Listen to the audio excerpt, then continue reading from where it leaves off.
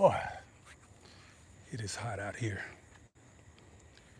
Now, I tell you, boy, every single time I try this, there's always one little thing that goes out of the, you know, says out of sales. Hello, yes. Okay, I think I'm live. Yeah, there we go. It is hot out here. All right. So now my intent. Every single time I try this, let me turn this thing down. One little thing. Yeah, had to get that echo out of there. There's always one little thing. You know, I like to do the horizontal lives, but I don't know. I think I was trying to do something to where I could do someone to join the live and it wouldn't let me do it horizontal. So I was like, okay, I'll scrap that. But I forgot to turn it back to the horizontal. So we stuck on the vertical live tonight. So we're gonna make it do what it do. Y'all know how it is, you know. The show must go on. What's up? Mike's Chaotic Gardening. What's going on, my brother? Glad to see you in there. How Gal? What's up, my brother? Thank you for coming in. I knew I can count on you. Let's see who it is. Mahava. I hope I'm saying that right. Mojav. I'm saying Mahav. Mahav. Let me know if that's right. Mahav. Let me know if that's right. TZ Frank says good evening. So like I said, we're on the vertical tonight. So okay, Mahava, Mahava Desert. How Gal? Booyah. My guy. How Gal? What's going on, man? Loving it, loving it. Hey, it's hot. Food by Faith. What's going on, family? Food by Faith. I thought you were already a moderator, so if once we get somebody sitting down at the desk in there, we're gonna go ahead and lock you in as a moderator so you'll get in on some of these perks we got over here. Uh, Faye Lassiter says, hey Keith, love your channel. Okay, she said Keith, so she must comes from the Facebook family. That's who knows me as Keith. Let's see, is who else in here? Mike is speaking to Faith. That's Miss Shaka. Um, so Mahava. Okay, I got to remember that. Mahava. Mahava. Uncle Maine, what's going on? Says greeting GOTB and chat. Okay, let's see who else coming in here. Beverly Dixon. She throws the howdy hand up. What's going on, neighbor? How Gal says trying to stay cool, waiting for the tractor delivery. Okay, that's what's up. You need to come on over here and dig out that squash bed over there with that tractor. Get some of that dirt out of here, man, because I'm gonna have to pay somebody to come out here and get it. I don't have the energy for it. So we gonna see how we make that work. Quiet Cook says the genius himself. No, don't put that on me. See right there, that's when everything will blow up and lightning come down and hit some things. They'll tell, don't make me lie like that. No genius here. Let's see here. Caroline Curry says, hey, love, your videos. Thank you, thank you, thank you, Caroline. Uncle Maine is speaking to Big Mike. Where Big Mike at? I didn't see Big Mike in here. Big Mike must be hiding. Or is he talking about Mike's Chaotic Gardening or the actual Big Mike? G Mama Grows. What's up, neighbor? Yep. Now, before we get going, I'm gonna show y'all Godzilla had a baby. Godzilla had a baby. She ain't all the way through, so we still working over here. I got 3 of these things growing in my little root training cups. Yeah, they get that big in these cups. So for everybody who's out there saying it's just a bigger cup, no, no, not just a bigger cup. If I pull this thing out, you're gonna see no roots wrapping around this thing. You're gonna see all the roots going in a down direction, and they're gonna burrow themselves in that sand. And you see those little holes right there? That's where the air prune from. That oxygen gets in there as well as that light. Negative phototropism. Come on now, y'all got to work with me. It's more than just a cup. Cups ain't gonna grow nothing that big. You see what I'm saying? I can let this thing grow in here and it'll get a couple of feet tall in this cup because it'll keep pruning its roots down at the bottom. So ain't no twining at the bottom and ain't no twirling. Those roots are going straight down the sides of this thing to get to that moisture down there. Root training cups. And we got these coming now because everybody was saying they wanted to get rid of this styrofoam. And I agree, got micro nanoplastics and all of that. So we do have some official root training cups coming. They're 10 inch tall. These are 8 inches tall. Mosquito in my eye. So these are 8 inches tall, 5 inches wide, deep at the top.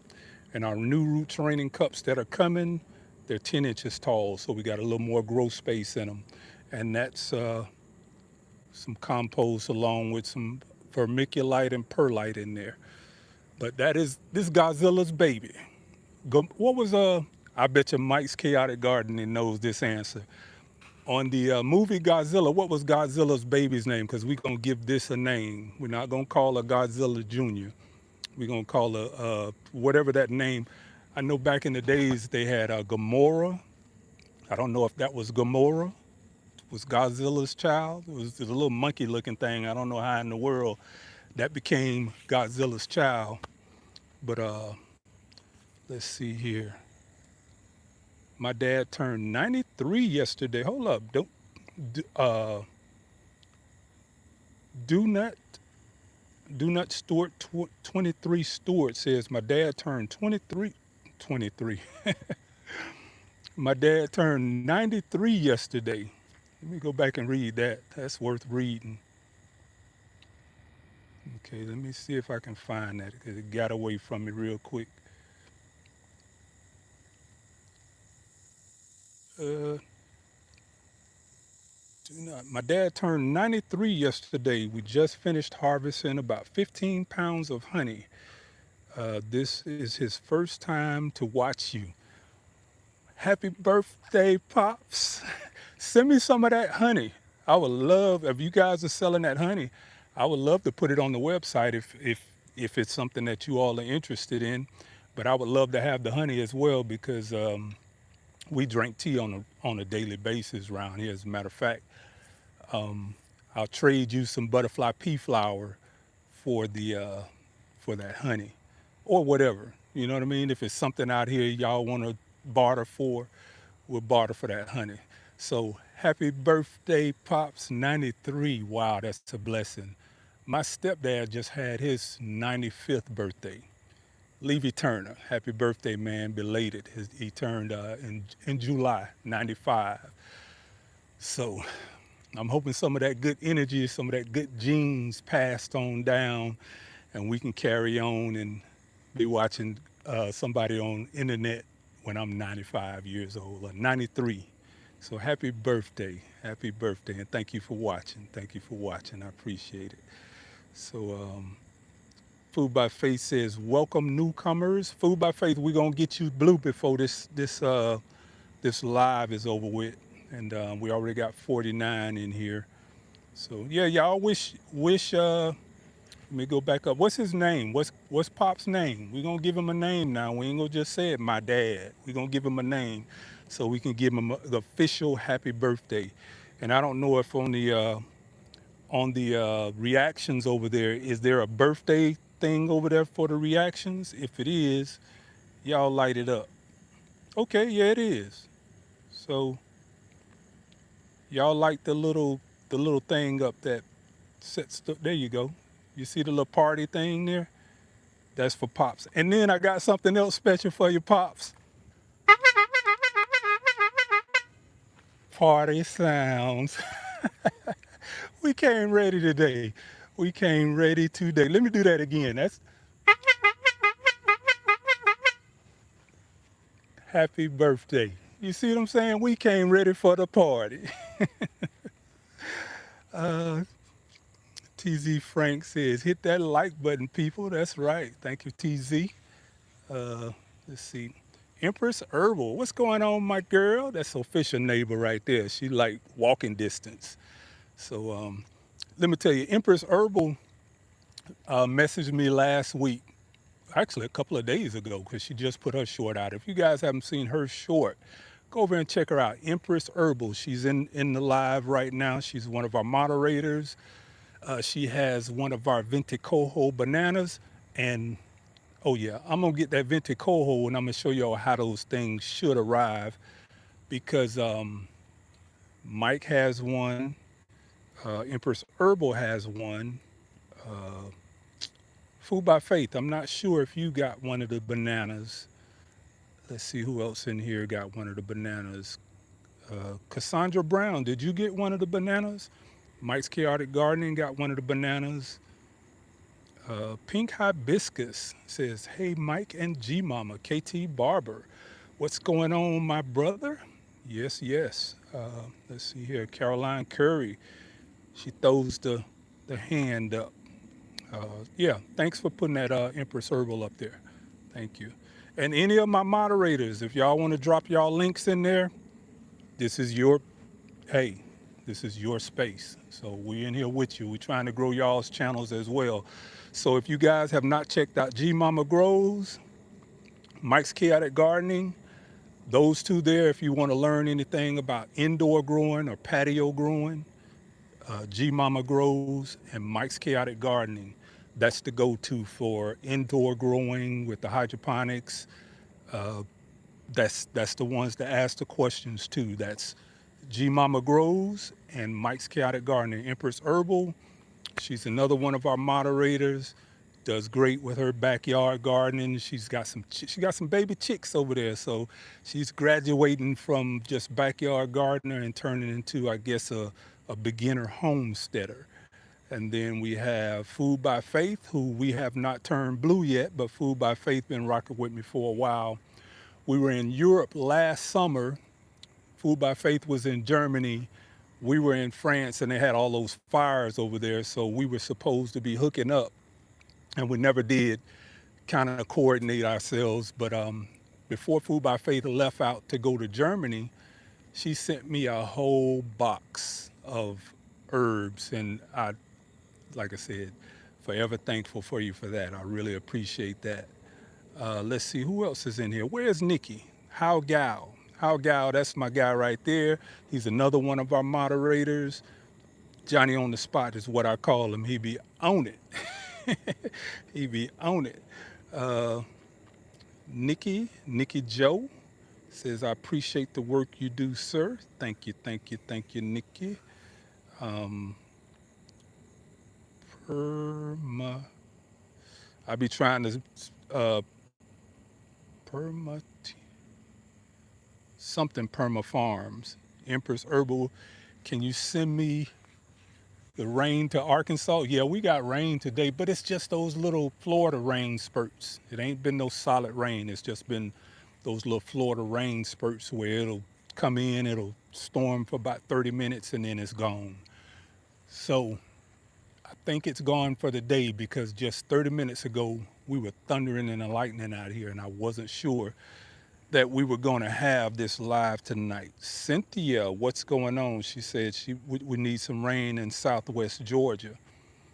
It's crazy because the other day I was 30 minutes away and it was storming, and I rode through the storm and got home and it was completely dry. So yes, indeed, that is definitely what's going on. Uh, Love Blue Letters, Cassandra Brown says. Uh, Rootin' Low, Rootin' Late, Rudy, Rutilation, Rutilation, Rutilation. Would that be right? Rutilation. I'm trying to work it out. Y'all got to come up with some names that's a little like when we reading these names, make it something that we can actually read. I like How Gal. How Gal went back and changed his name because he said he got tired of me messing it up, so he went back and changed his name. Let's see, respectfully, Nadia. Okay, bless you. Thank you, Nadia. Bless you back. Root elation. Okay, root elation. Okay, I think I can remember that. Root elation. Thank you for giving me the ebonics of it. It always works. Always works. Food by Face says, hey there at Root Elations. Respectfully, Nadia. TC Franks. She's speaking to everybody in the chat. Um, let's see here. Uh, Again, we were talking. Empress Herbal messaged me the other day, and she said, I was on one of the social media platforms, and somebody was on there saying that their sweet potato was making flowers, and that's a telltale sign that it's time to harvest. And she was like, so, I kind of did some homework on it, and before I was to put my video out, I wanted to kind of touch bases with you and see what your thoughts were on that. And I was like, well, no, no, the flowers have absolutely nothing to do with the progression of your sweet potatoes. But the flowers do tell you something. So that's what we're going to be talking about tonight. We're going to be talking about sweet potatoes. It's that time of the year that your flowers should be telling you something. And those flowers are not telling you that it's time to harvest. That's the one thing that they are not telling you. So for everywhere that you've heard that across the internet, that when you see the flowers on your sweet potato, that means it's time to harvest. No, no, no, no. That's not what the sweet potato is telling you. But we're going to talk about that tonight. So let's get down and read some more of the chat. And like I said, I'm on vertical tonight. So I like to have the horizontal because you can see more of what's going on. I'm not a fan of the vertical, but I was going to do some things like allow some people to come up this evening. And then I couldn't do it on the vertical, so I had to change back, and I forgot to go back and change the orientation of the screen. So I'm stuck doing it on the vertical right now. So it is what it is. You know what I mean? We kind of go to the party and we make it do what it's going to do. Let's see. I'm going to try to get down to the bottom of the chat here. Um, let's see here. Pink Hibiscus says groundhog is eating my sweet potato leaves. Well, as long as they're not eating the tubers itself, that may be a benefit to you if they're doing it now. And we're going to talk about that. We actually going to talk about exactly that, about those sweet potato leaves and what we should be doing to them to get those larger tubers. So that's something that you might be thanking the groundhog after a while, you know what I mean? Because he may be doing you a favor depending on how much of those leaves the groundhog is actually eating. So how Gal says, no worries. Mike's Chaotic Garden speaking. Well, GT Jr. in here? Okay. What's going on, my brother? GT Jr. grows it in Alaska. He's in Alaska. So, GT, I'm going to try to figure out, and I don't know if it's possible, but it may be, and you may be able to tell me if it's possible for me to be able to send that banana plant over there to you, because I know you were on there asking about that banana plant, that venticojo, and if you can keep that thing warm enough, you might be able to get you some fruit off of it. My dwarf Orinoco, she's still putting off and dropping, but hey, I think the problem is we just got too many pups in that pot with her, so we're gonna reset, start back over, and go from there. So it's not a loss. We got her to flower. That's the first thing. So now we know we got the lineage of at least a banana plant that will flower in a pot. So now we just got to make that thing, put those bananas on, or hold the bananas, because we got bananas on it right now. Let's see, J3GS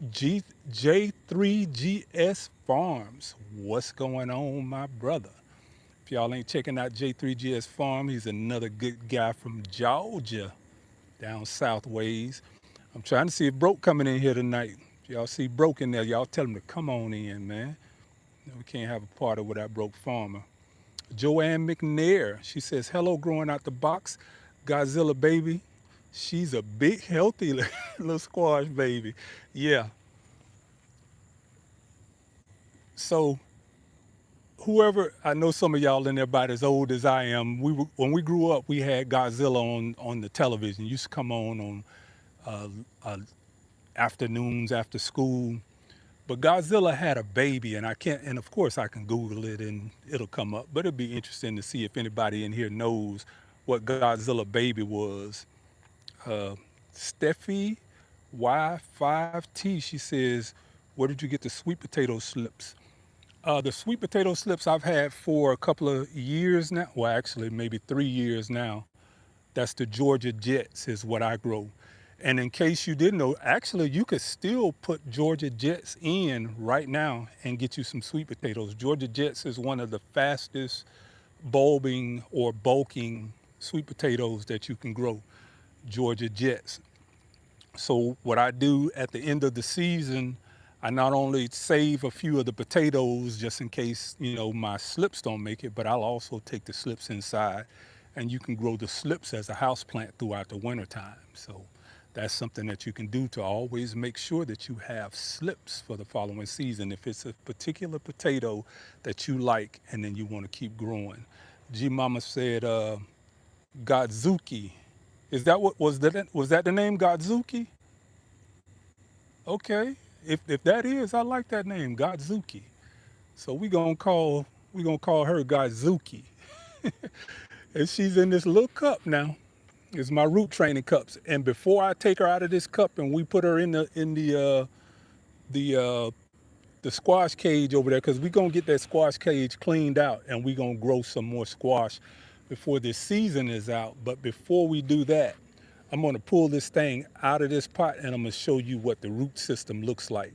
This thing will keep putting off because it'll root prune itself as it gets down into this area right here, and below this is all sand.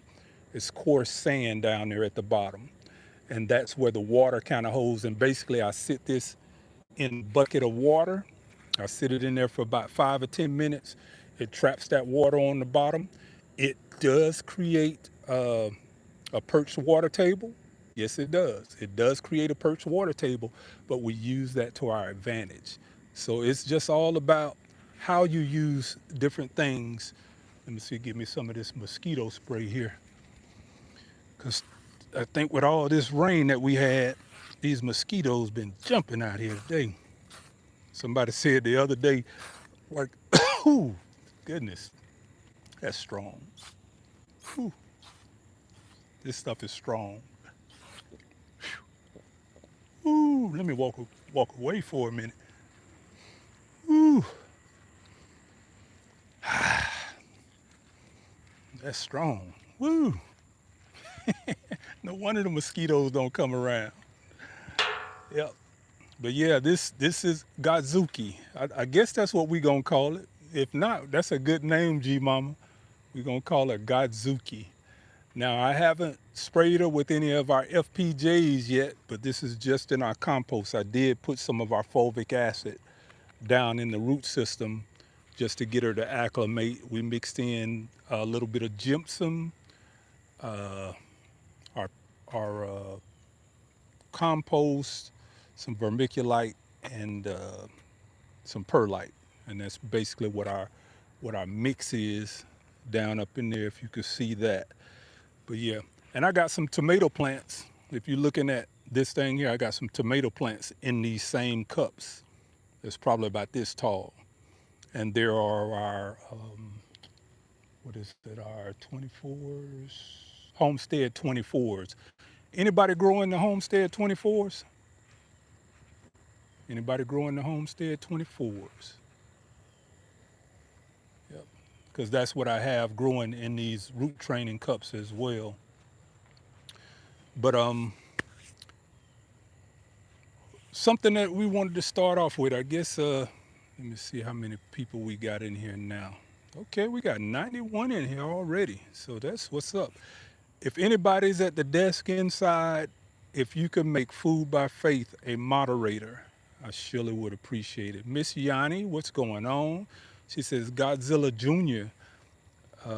G Mama says Baby Godzilla. I don't know. I think I kind of like the Godzuki. Is that what you called it the first time? Godzuki? Let's grow Godzuki. I like Godzuki. Yeah, Godzuki. Yeah, I got you got one on that one, G Mama. I like that. Um, Invisible Man says, does it grow in those cups? Does it flow? Does it full grow in those cups? Does it full grow in the cups? You mean, are you asking, am I going to allow it to stay in this cup the whole time? No, no, no. Well, these are because we've been in the mid 90s in the last few days. We've been in the mid 90s. So the purpose of these root training cups, and I got to thank, I love giving credit where credit is due. Mike's Chaotic Gardening, right?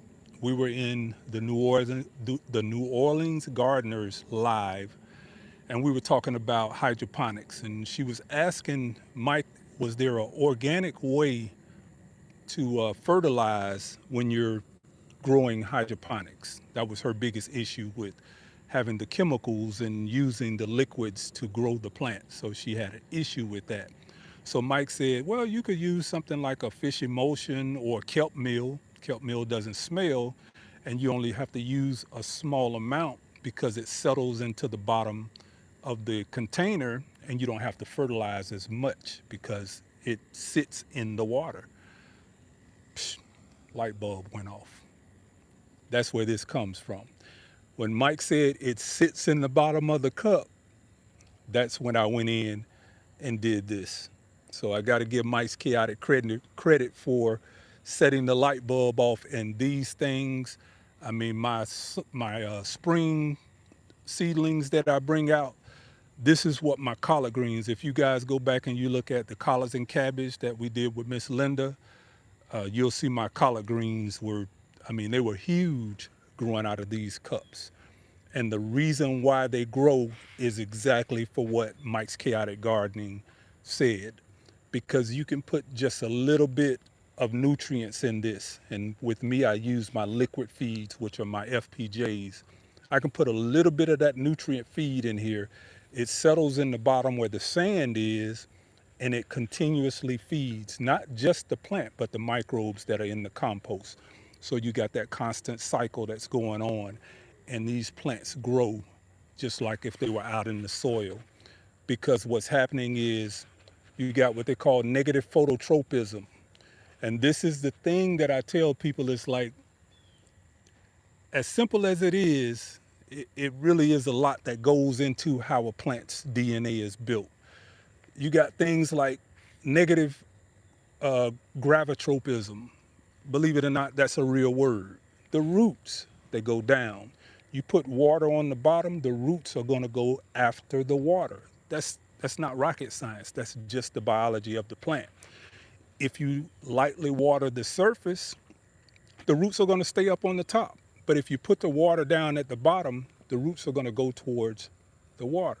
That's called gravitropism.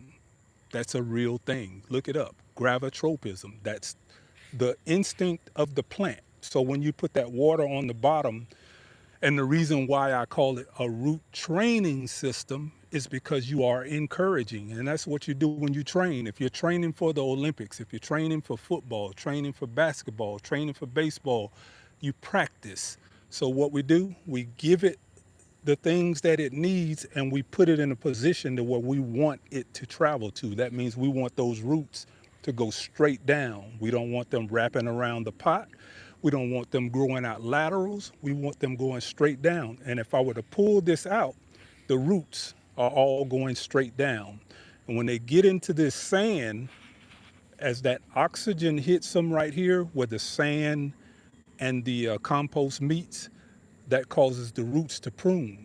So the auxins push those roots inside, and it swells the inside of the roots, and it pushes down into the sand. That's gravitropism, as well as negative phototropism. These are real, they're real words. They sound kind of bubblegum, but these are real words, and this is what makes the plant work. And again, it was Mike's Chaotic Gardening that gave me that little light bulb, and I was like, let me try that. And that's what we do. We come up with seedlings that grow like this. So when we put these seedlings out in the garden, they're already acclimated. They already know how to feed off of the compost. They already know how to interact with the microbes in the soil. They already got the fungi that's starting to work with them because we put stuff like gypsum in here. We'll put what is it, white shark, which is a micro. What is the micro? Don't make me call it. I done got a brain fart now. But that's enough about what we call it, Godzuki. You're gonna call her Godzuki, the baby of Godzilla, Godzuki. She got a twin also. The twin is just as big. And then again, I say I got some tomato plants growing in these same cups that are just as big. And we're having these manufactured now. So, let me give me a, that's for everybody who gets the right answer. Uh, Venu, Venu Nair mycorrhiza fungi. Mycorrhiza. Hey, the simple words. Sometimes you get trapped up. Uh, Tapping that YouTube reaction. Y'all, yeah, there you go. We got 32,000 again with the reactions on the last live. So we vertical tonight and we get pushed into the shorts feed whenever you go vertical. So we're going to have probably a different type of traffic tonight. I don't know how that's going to work because this is our first time really since we kind of been consistent going live that we're going to get some of the vertical traffic. So we're going to see if it makes a difference. If it makes a difference, we might do this more often. Michael Reiser, How Gal. That's right. Lori Parks, what's going on? She says, are you growing any purple sweet potatoes? No, year before last, I was growing the Marasakis. The Marasakis are longer, a little thinner. And for some reason, my daughter just did not want to cook any of the Marasaki sweet potatoes. She said they just didn't look right as a sweet potato pie. She said, Dad, no, no, that's not a sweet potato pie, and I refuse. So I stopped growing them because I'm not the cook. My daughter is the cook. And most of the stuff out here I try to grow if it's something that she likes to cook. Because I don't cook, I try to grow the things that she don't mind cooking. And when I tell you, she really bucked on me about them purple sweet potatoes. So every year, Thanksgiving and Christmas, she makes my own personal sweet potato pie. My own sweet potato pie. So that tells you sweet potatoes are a favorite of mine. So let's uh let's go back here and to our sweet potatoes for a second here. We're gonna try to make sense out of this. I got my little operating table right here. We got some ascorbic acid, and let me see who can tell me why do we have the ascorbic acid. That's gonna be when we get the little. You got it. we we we playing with this thing tonight. So somebody tell me why do we have the ascorbic acid? We've already been over it, but if you've been watching the channel, you're gonna know why we have the ascorbic acid. Let me see who can come up with that. There you go. Food by Faith is in blue now. Angela Calloway, we got you in blue.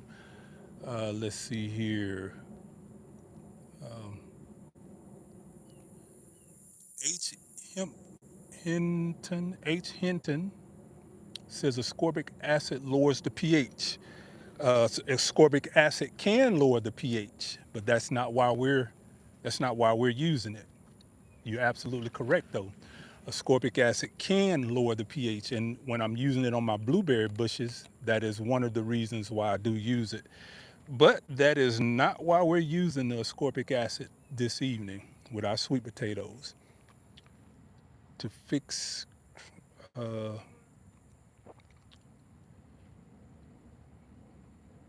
okay, Faye Lassiter, I think she's trying to say to fix the chlorine in the tap water. Okay, we got. It. I got to bring my little horn up. I was in Tractor Supply today, right? I seen these little bicycle horns. I couldn't resist myself. I was in the store blowing that thing. I said, you know what?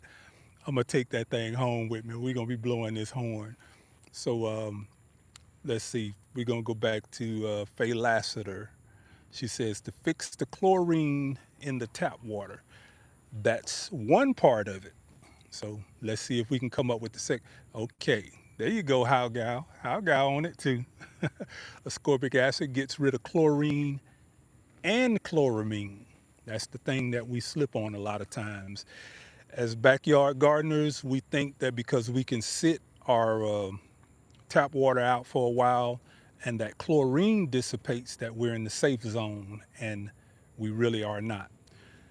This year, what I have noticed, I'm watering my garden less. So this is what we're going to be calling a waterless garden. That's what we're going to be calling this, a waterless garden. And the reason why I'm watering my garden less is because I've been using this ascorbic acid. And because I'm using this ascorbic acid, I'm able to water less because my microbes are more active this year. How do I know my microbes are more active? Because I've put my soil under the microscope and it is teeming with life. So this is something else that we're doing. So we got the ascorbic acid. This is what's we're going to be using this tonight when we're doing our sweet potatoes. Now, this is gonna be an easy one for anybody been watching the channel. And don't ask me about the formula because I'm not finna talk about that tonight. So we're not talking about that tonight. Somebody tell me what this is. Thank you, How Gal. My boy, I appreciate you. I appreciate you. Somebody let me know what this is. We're gonna see if we can get that horn again. What is this right here in this bottle? If you've been watching the channel, you already know what it is. She said, nice ribbon fluffy. Mike speaking to Angela. Let's see here.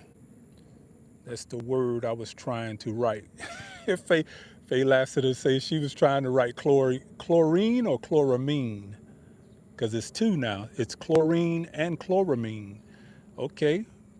Marty Luker. Marty Luker. Marty Luker. He got it right. Fulvic acid. That's what this is. So we're going to be using the fulvic acid along with, and I brought this out. We got two things that we're going to be doing. Oh, I'm getting ahead of myself. But these are some things. I'm going to just kind of point some things out so you guys can kind of be up to speed of where we're going. FPJ, fermented plant juice. Not a fermented plant juice. This is different than the fermented plant juice. Yeah, this is definitely different. We made this using peat moss. You got the fulvic acid. This amber color comes from an extraction that we did with peat moss. Now, what I'm going to be doing, and we're working on some things behind the scene now, we're going to be doing some memberships. And in the memberships, we're going to be doing our lives, not just on YouTube, but we're also going to be doing our lives on growingoutthebox.com. Growingoutthebox.com is going to be set up so we can stream lives over there as well, pretty much like on YouTube. So we're building the platform out so that we can house our memberships over there. Now with these memberships, it'll allow you a discount on anything in the store at all times. There's no specific time or limit or anything. You're going to be able to have discounts on anything in the shop. So that alone is going to take care of whatever that monthly fee is. Not only that, we're going to be able to share things like this that I'm not really too comfortable with sharing with anybody, because you got to be kind of responsible when you start fooling with that, because what we're using is stuff like citric acids. We're using lye, and we're extracting the humic and the fulvic acid from peat moss. And we're at the end ending up with fulvic acid, which is a chelating agent, causes nutrients in a micro, on a molecular level to be able to uptake into your plants. So you can use a fraction of what it is that you're fertilizing with, and you're going to get 3 times as much nutrients out of those fertilizers. So you're talking about something like this that we're going to be fertilizing our sweet potatoes with today. 1 tablespoon, 1 tablespoon is all you're going to need. 1 tablespoon. And then we take a droplet of our fulvic acid and we mix that in. It dissolves this, and then we water our sweet potatoes with it. So one of these bags we have, this is our potassium sulfate. Potassium sulfate, or sulfate of potassium, however you want to do it. That's a 0050. Not a myriad of potash. Now, let's see if anybody can help me out with this one. Now, why are we using, there's something that's unique about potassium sulfate. There's something unique about it. It does not do this to your soil. Let's see if anybody can come up with that.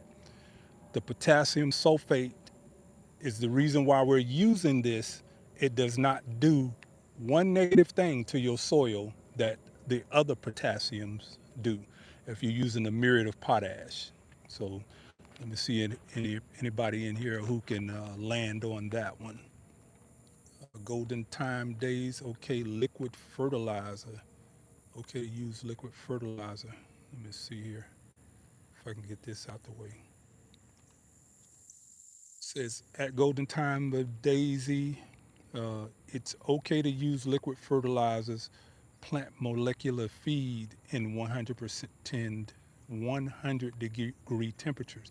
Yes, and it doesn't matter what the temperature is if you're feeding your plants the right way. Like I said, we've been 96 today, heat index probably in the 100 or whatever, and you can see all of my plants. And I'm gonna turn the camera around real quick, and I'm gonna just kind of do a quick pan on the garden. The garden is still, the grass is still green, the trees are still green. It's, uh, everything is still growing. Those are those are beans over there with the Love Lies Bleeding Amaranth. Those are peas and beans over there. You got the blueberry bushes over there, citrus trees over there, more fig trees. So, oh, and then of course, right here we have our sweet potatoes.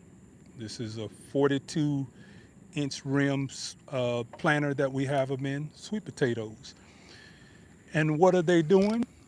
Like the morning glories,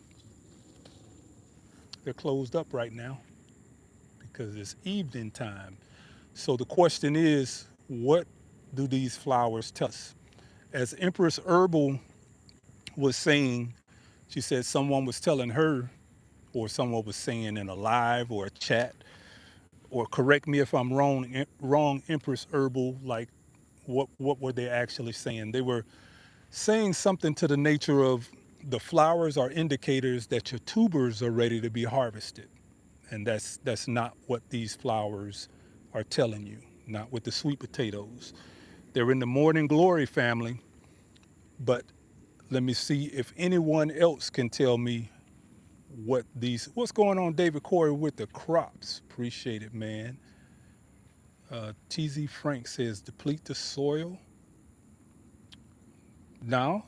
And I think we're talking about what does, let me see here, the sulfate of potassium. I guess that's the question that we still going, because I'll be jumping around. Doesn't rinse salinity, sorry. Doesn't raise salinity. David Corey with the crop is right on it. David Corey with the crop. The, the, the potassium sulfate does not have the chlorine in it.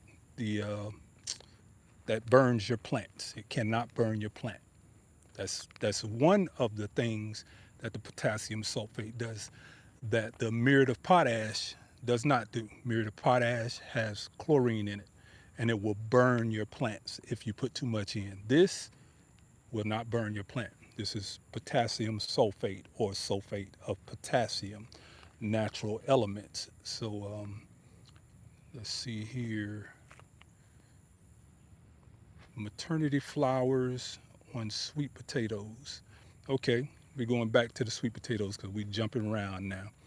So the flowers on the sweet potatoes, they are ready to produce. That's what Miss Yanni says. The flowers are telling you that they are ready to produce. Eh, mm, I don't know. I'm gonna hold that one. Ready to produce. We're gonna say close to that. So let's see here. Empress Herbal say that's why you can use it in the sun also. That's right, because there's no chlorine in it. The salts are down. The salts are very low, and you can use this, and you can make a liquid out of this, and this will dissolve in water. So this is soluble in water, whereas muriate of potash is not. This is soluble in water. All you can do is take 1 to 2 tablespoons per gallon, and that's the reason why we use the ascorbic acid to break the bond of the chlorine and chloramine, because we want to be adding to our garden beds dechlorinated, dechloramined water. And the reason why we do that is that's so that we are not resetting our microbes every time we water with our tap water. And this is where we're going with that waterless, not waterless, but waterless garden. When your microbes are thriving, when the microbacteria, when the, let's see what I'm trying to think if we can go over here. Yeah, that's what we're going to do before the light starts going down. I wish I had this thing going sideways because this is kind of, I don't have enough room in here. So what I'm going to do is I'm going to take you guys over here to one of my beds that has, and you see how dry this thing is right here? All of this right here. This is what feeds your garden. This is what feeds your garden. This is what feeds your garden, the carbon's in that. This is what feeds your garden. Now I'm finna do something that I really don't care to do, but if what I'm doing is we're creating what's called a living mulch. And this is what these FPJs and all this does. This creates a living mulch. This mulch is alive. And when I say the mulch is alive, let's see here. This is what I mean by the mulch is alive. And what we're looking for here is the mycelium. And what it does is, I guess we ain't got nothing in that spot there. Don't make me into a liar now. You can't make me into a liar now. There we go. See that? See that white on there? That's the mycelium. Let's tap it in. That's saprophytic fungi. That's what breaks this down. Before the season is over, all of this will be broken down because of the saprophytic fungi that's in here. You see the white there? That's what's breaking all of this stuff down and is feeding it back to the soil. So I call this a living mulch because as that saprophytic fungi starts to colonize, there it is, it cleared up for me. So as that saprophytic fungi starts to colonize these wood chips, I constantly feed it things like the fulvic acid, the FPJs. I just fertilize on top of that, and it continues to put food inside of the mulch, which makes the bacteria and the fungi continue to break that down. It's going to be mostly the fungi, and then as the fungi breaks it down, it passes it off to the microbes, which feeds it to the plant. That's how that works. All of my garden beds are that way. I have no garden bed that's not fully mulched. And you see it's not just a thin layer of mulch, and I have to replace this every year. See that? All of that white, that's saprophytic fungi, mycelium. And as long as I don't disturb this, and this is what I'm doing now just to show you guys, but it's all throughout, all throughout. That's what all that white is. And what I'm doing is I'm breaking that hyphae when I do that. But you see all that moisture down up under that, how dry it looks up top, but look at all that moisture down there. That's where your microbes are going to thrive at. Your microbes are aquatic. They love moisture. If you have dry soil and it's drying out, you're resetting your population every time you do that. So look at all that. I'll be replacing all of this. And what I'll do is I don't replace it, I just build on top of it every year. The microbes break it down. The saprophytic fungi breaks it down. They feed it to the microbes, and then the microbes feed it back to the plant. And you get this kind of lush green with your fruit trees. You see that green? That healthy green growth with your fruit trees. Look at all that beautiful green foliage. Fruit trees. This is a plum. This is my Shiro plum. That beautiful green foliage. So that's what feeding those wood chips do. Creating a living mulch is what we call that. So we go back over here to our sweet potato, and let's get to that because we're going to talk about what those flowers are telling us. That's really what we're talking about today. And if you've been on the channel long enough, y'all know I jump around. Ain't no one thing. So I'm like the TikToker of YouTube. I'm like you keep strolling. If you rock with me long enough, you're going to probably see a whole lot of things that we ain't even supposed to be talking about tonight. But that is just the nature of how we get down over here.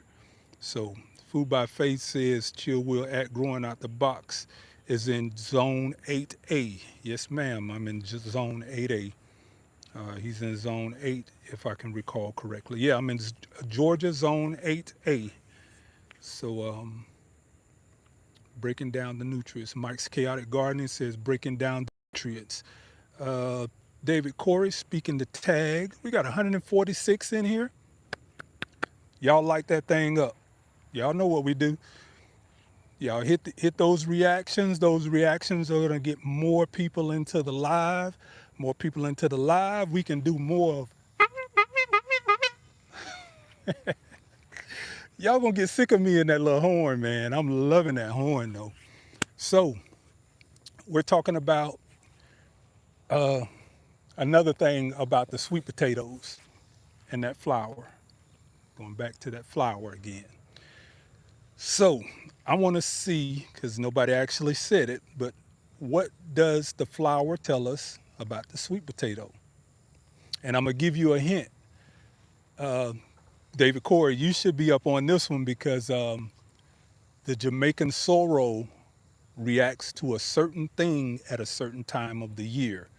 The sweet potato does that same thing. So let's see if that gives you a hint. Smashed up. Angela Calloway says, smash that thumbs up button, please. The Analytic Gardener, what's going on? Thank you for coming in. The tubers are forming. The Analytic Gardener, you know what? I'm going to give you you're going to get that one. Analytic Gardener. She says the tubers are forming, not it's time to harvest. The tubers are forming. So the flowers are telling us that the tubers are forming and it's time to switch our fertilizers. That's what the plant is telling us. The plant is telling us what it needs. It's saying, I no longer want to grow green. I need to start preparing myself for winter. Because remember, The sweet potato is first known to man genetically modified. Now let me see who going let me see who gonna challenge me on that one. The sweet potato is one of the first known to scientists as being naturally genetically modified. It no longer relies on the flower to reproduce. The tubers is how it reproduces. And there's a bacteria that was infected into the sweet potato hundreds of thousands of years ago. That bacteria changed the way that the sweet potato is looked at. That is what caused that sweet potato to bulk up. And that bacteria is called an agrobacterium. An agrobacterium. That is the bacteria that infected the sweet potato leaves. And the first known to our scientists, one of the first known, naturally, and hear what I'm saying, naturally genetically modified. Not something that just changed with evolution, but actually took on the characteristics of this bacteria, and that's the agrobacterium. So I know that's some off the top science type stuff, but hey, that's what we're doing over here, growing out the box. Season change, Miss Yanni, bingo, that's another one. Season change. Now, if you're growing Jamaican sorrel, I know David Core with the crops is Jamaican sorrel. Let's see, first known naturally, yes, tell it. Empress Herb will say, tell it, preach it. So, yes, it is one of the first known naturally genetically modified organisms on planet Earth. One of the first that scientists actually discovered as being genetically modified. And that is how we got into all of this GMOs because of the sweet potato. The sweet potato was done in nature that way. And of course, anytime we see something that happens in nature, our scientists want to go in and try to mimic that. And that is what's going on now with all of this genetically modified food that they're feeding us right now. But the sweet potato is naturally genetically modified, not done in a laboratory, not done because somebody else. And now what has happened over the years, it's been cultivated over the years in order to reproduce itself from the tubers. So this flower has nothing to do with reproduction. It's simply an indicator that tells the plant the seasons are changing, shorter days. That's what this does.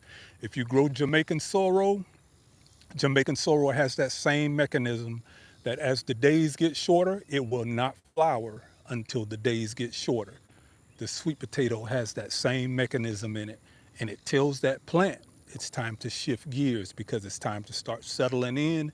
And instead of reproducing through the flower, the starches in the leaves now go down to the roots. So that is why we have gypsum. This is why we bring gypsum in. Now, anybody can tell me what gypsum is and why we're using gypsum when I thought gypsum was to break up the soil aggregates to make your soil softer. Let's see, why are we using gypsum? So the three big differences from made in a lab and naturally cycled. That's right. I've been saying David Core with the crops. Calcium. There you go. Calcium. Calcium. That's what gypsum is. Calcium sulfate. Calcium sulfate. Natural, natural calcium sulfate. This is the reason why we want to use gypsum because you get the calcium without the pH spike. If you use something like agricultural lime, you're going to get a pH spike. You're going to have your pH in your soil jump. This will not raise the pH of your soil. So this is why we use gypsum. We use gypsum, and like I said, I've discovered it over the past few years with my beans. I use it on everything, to be honest. Like this is really one of the tools that I use on everything. Now, the reason why I'm showing you these items, potassium sulfate, and gypsum is because I know that everybody is not growing things like comfrey. I know everybody is not growing things like the Mexican sunflower. I know things are not growing things like our stinging nettles or let's see what else we have out here that we're making our FPJs. But I just know that everybody is not doing that. So I want to make this accessible to everybody so everybody can be able to get their hands on gypsum. You can get the gypsum from Tractor Supply, any type of little place. The potassium sulfate, I think I may have some on my website. That's something that I'm not even sure about. I think I have because I got bulk quantities in there, and it doesn't take a whole lot. 1 tablespoon to a gallon of water, and you can see this thing. And then I left my water inside. So what I was going to do is mix up. Yeah, I did. I left my water inside. I had some hot water that I needed because you can dissolve the potassium sulfate in water. Banana plants, for you banana growers, this is what I've been feeding that banana tree also, because between my Mexican sunflower, this and that Mexican sunflower are almost compatible. They're pretty much one and the same. I can switch these out. So if I want to do my FPJs, I can get that same potassium boost that I get when I'm using this potassium sulfate. So that's the reason why we interchange those. I need to get some. Mike says he needs to get some. Mike, when you get a chance, look on the website and see if I have any. Because I got a lot of this, the potassium sulfate. So even if I don't have it on the website right now, I'll list it and I'll make sure that you get some, Mike. Yeah, this potassium sulfate and the gypsum. This potassium sulfate will mix in water. You put a little warm water in it, and it'll dissolve and become basically disappears in the water. And that is what we water our sweet potatoes with. And also, snip, snip. Now, the tips of your sweet potato plants, they have your auxins, and we've already talked about this every time. And then if you go back through the channel and all the stuff that we've been doing through the whole course of this whole year has been about closing the loop. Closing the loop is taking the things that we have, our natural resources, and turning them into things that we can use in the garden so we don't have to go to the big box store and get these things.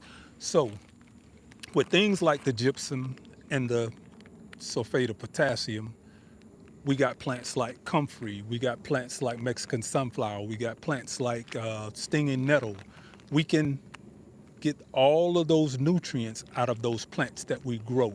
But for those who are not growing these plants, this is why I'm sharing this with you. Because what I don't want to do is exclude anyone from at least having the potential to grow their plants as best they can, simply because they're not growing the plants that some of us are growing. I know David Corey is growing a lot of that stuff, the comfrey. I think he has the stinging nettle as well. A couple of other people in here are growing the comfrey, stinging nettle, and Mexican sunflower. If you are not, I would suggest that you start Mexican sunflower, stinging nettle, and comfrey, and also my alfalfa. How can I forget my alfalfa? Tricontinol, one of the best root stimulants. Now, here's what we're doing with our sweet potatoes. Now that the flower is telling us it's transition time, now that the flower is telling us it's time to transition and start bulking up our tubers, we got to do something else to force that sweet potato to change directions. And another word that we've used on the channel quite a bit this year that a lot of you are probably familiar with, we're going to talk about apical dominance once again. Apical dominance. And I'm going to show you what I'm talking about here. Let me see if I can get over here. See this sweet potato branch right here?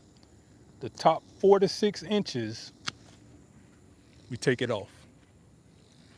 Apical dominance. We're breaking the bud growth on this, and that's going to push that energy. Right now, the plant's pushing those starches into the tips here. This is what you call your auxins, your gibberellins, and your cytokinins. All of those things causes that plant to grow. It's pushing that energy from the roots up to this. So now we want to reverse that. Now that the seasons are changing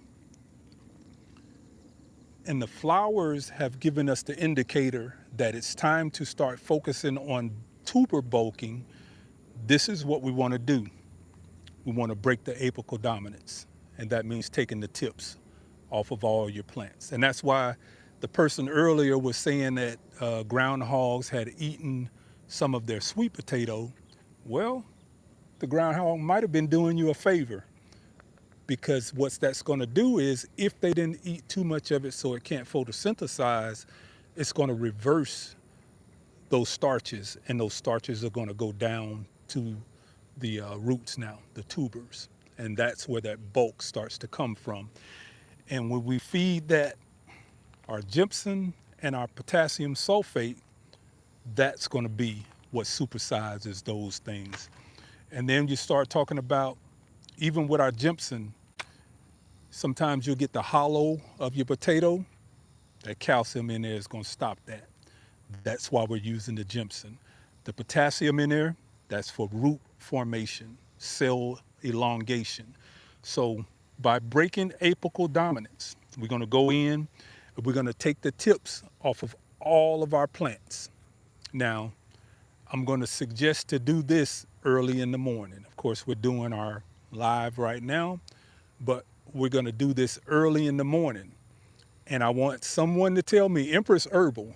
Now, Empress Herbal, I've been chopping it up with you, and we've been talking about this, and I think you've already got yours going. So, Empress Herbal, let me know what we're going to do with these. Let the chat know what we're doing with this. Let the chat know. Empress Herbal. Y'all check out Empress Herbal. She's going to put it up in the chat, because we've been talking on the phone, and I've been kind of giving her some little pointers on how to make this thing happen. So we're going to let her give you the direction on what we're doing with this. There you go. Somebody already beat you to it. That's what I'm talking about. Who is that? Not Woofy? Not Woofy beat you to it, Empress Herbal. She says, I was only talking about the flowers. Now I should get supersized potatoes. That's right. Empress Herbal said, make FPJ. That's right. Here it is right here. So, closing the loop. This is what we're talking about when we say closing the loop. Look at that. I need I had a mason jar on the counter.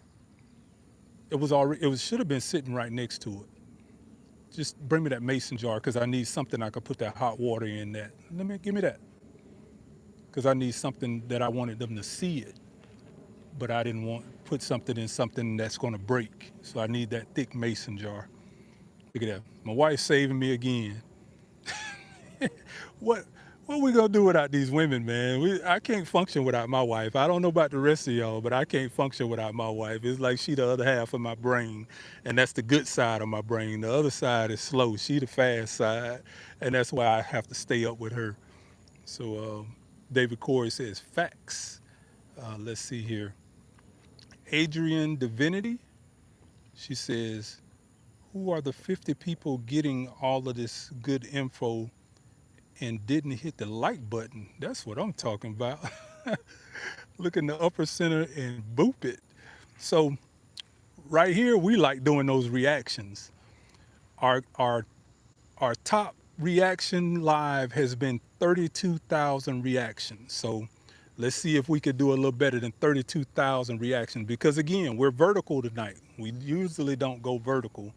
We're usually horizontal. So with the vertical, that puts us into the shorts feed, which should get us a few more people in here, and which we have right now. I'm looking at 158 people right now that we have in the live. Yeah, Empress Herbal. Wifey to the rescue.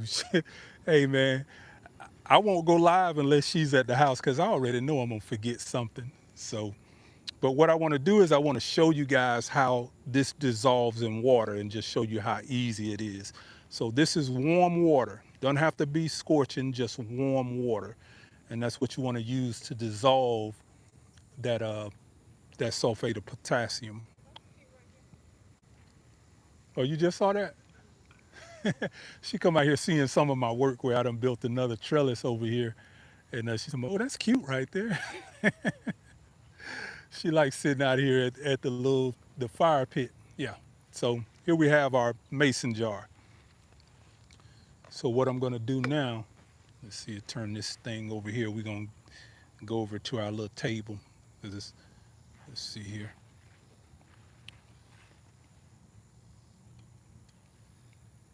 Yeah, you know I like to, my OCD-ish ain't gonna let me have this thing and not center. All right, okay. So this is not gonna be a close up, but I'll bring the jar up into I'll bring the jar up as I get it in there. So what we're gonna do is we're gonna make a mother liquor. And this is what we're gonna be doing in it. We got a 2-gallon container right here. It's a 2-gallon container. We're gonna take our ascorbic acid and I got my little spoons right here. And what we're doing is a 1/64th of a teaspoon. That's all it takes. 1/64th of a teaspoon of ascorbic acid to break the bond of chlorine and chloramine in that tap water. If you start doing this, you're gonna start seeing a noticeable difference in your garden. You're gonna see your microbes are gonna wake up, things like that mycelium that we're putting out there. This is what I water my garden with. I wanna say I could probably count maybe 3 or 4 times that I've watered my garden with the water hose this year. I water it with this and these right here. These are available on growingoutthebox.com if you don't have these. These are really light for the females in the chat. So these are 1.5 gallons. I got the 2 gallons, but I don't have them listed. But I like these. They got a nice little flow in them. But this is what I've been watering the garden with. Water less. You're gonna say, how are you doing 6,400 square feet of a garden with these little watering canisters? Water less. Because the more active your microbes are, the more active the fungi in the soil is, the less watering. Mulch, that's the key to it. If you look at any of my garden beds, every garden bed over here has at least 2 to 3 inches of mulch. That keeps that moisture in. You're looking at 96 degrees today with a heat index of, I think it was 104, 105. And then I come out here this evening, pull that mulch back, and you see how moist that soil was. That's something that you can't just make up. So what I like to use, and this thing has been with me for a year and a half. This is the second year on this one. I got a couple of these inside, but this one little thing here, and this is a 16-ounce jug of ascorbic acid. It has lasted since last season. I haven't even tapped into the other ones. And I'm gonna bring this up to the camera and I'm gonna let you see just how much it takes to do one. You see that little bit on that? This is 1/64th of a teaspoon. 1/64th of a teaspoon, and it's called a smidget. That's all you need every time. And what this does is you just go over and you tap it. That's it. That one little bit right there will instantly break the bond of the chlorine and chloramine. Now you might say, well, ascorbic acid is not organic. It's natural, but it's not organic. But here's what happens. When we put that into our tap water, which has the chlorine and chloramine, there's a chemical reaction that happens. It turns the chlorine into chlorine ions, which are harmless. It physically changes that, chemically changes that into chlorine ions, which makes that harmless. So basically, it just dissipates. And the chloramine is, don't make me quote, now I'm getting a brain fart, but the chlorine turns into, okay, so now I done got a brain fart. But basically, when you put this ascorbic acid into your tap water, that bond is broken and it creates a whole different formula, which makes this stuff harmless to your soil. Your microbes are going to eat it up. So what we're going to do now, we're going to take a teaspoon, a tablespoon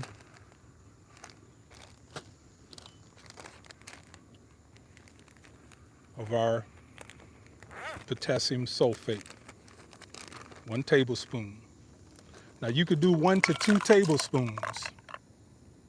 This is a tablespoon. You could do 1 to 2 tablespoons per gallon. So there's 1 tablespoon,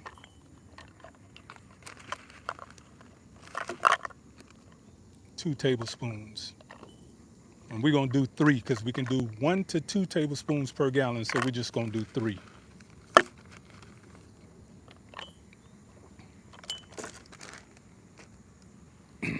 Okay. Now we're gonna pour that warm water, and we're just creating a mother liquor. That's all we're doing right now. We're creating a mother liquor. And that mother liquor is gonna be poured into our canister.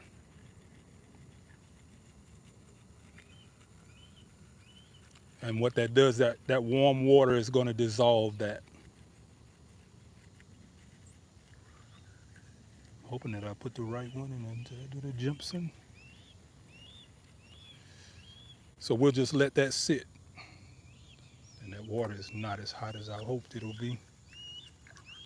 But you want warm water, and you'll see it starts to dissolve. You see those tablespoons in there? Let me pull up to this. It'll start to dissolve. Because potassium sulfate is soluble in water. That's what you want. Now, in those same 42-inch planters that I have, they're 42-inch round, 17-inch deep. You could take 1 tablespoon of that same potassium sulfate and sprinkle it over the top of the soil. So now when you water it, that becomes a slow release. So it also feeds the plants as it goes. So we're gonna let that sit for a while. But that becomes soluble. See how that water is turning cloudy? That's that potassium sulfate dissolving into the water. So while we wait for that to further go, we're gonna go over here to our fulvic acid. Now this is something that I know that the average person doesn't have, the fulvic acid, but this is what I do. I take me a little dropper and I have that. Then I go and drop that into my water. That's all it takes.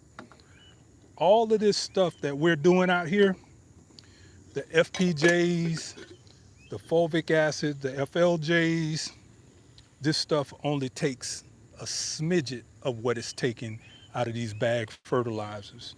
So you're going to be spending so much less, less time watering your garden because what you're putting in your garden carries so much further. So the reason why we're putting that fulvic acid in there, let me see if I can get back in front of the camera. The reason why we're putting that fulvic acid in there is because that's going to create the nutrients in this potassium sulfate, and it's going to cause it to chelate. And the word chelate simply means to grab. And you're talking about grabbing nutrients on a molecular level. So when it hits those roots, you're talking about molecularly feeding the roots of your plants. That's what that fulvic acid does. Unlike anything else you would put into your garden. And that's the reason why I say, like I said, we got mid 90s, high 90s, and the garden is still looking amazing. This stuff works not just on your sweet potatoes, but on your citrus, on your banana plants. And this is something that I wanted to, like I say, touch on the bananas because a lot of you guys have been buying the banana plants for me. And as you let that banana plant acclimate, these are some things that we're going to be showing you how to feed it. And I'm going to show you again, just in that little time that we've been sitting there, it's steady dissolving in that warm water. Looks like real cloudy. Potassium sulfate is soluble in water. Now you can do it with cool water, but warm water makes it dissolve even that much faster. So, and this is a mother liquor. So it doesn't matter how much you put in there, as long as it's that 1 to 2 tablespoons per gallon in this particular water right here. And even if this is not dechlorinated, when you pour this into this container that's already had that ascorbic acid put it in, it's going to kill any of the, or separate, I should say, kill. It's going to separate that chlorine and chloramine in there, break that bond. And this is going to be perfect to stimulate those microbes in the soil. And this is what's going to get those tubers to jumping. Still dissolving there. Like I said, I wish that water was a little warmer, but you can see where it's going away.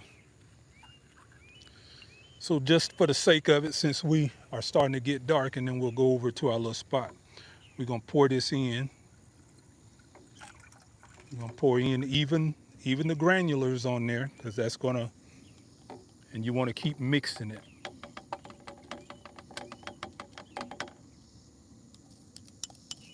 We want to definitely keep mixing that.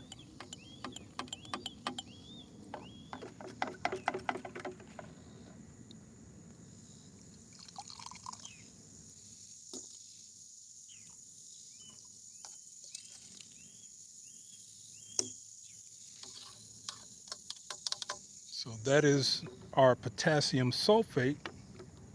And again, when you're doing it, you want to keep mixing it, because when we pour it, that's the reason why we don't have our filter on this one here, because we want that to be able to pour out. Even the granulars, it's going to pour out in there.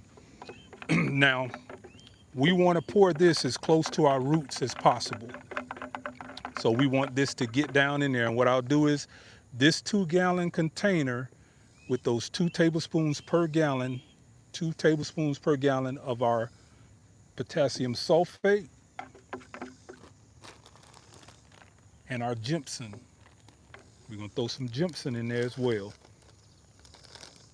And we're going to do the same thing. 2 tablespoons of our gypsum.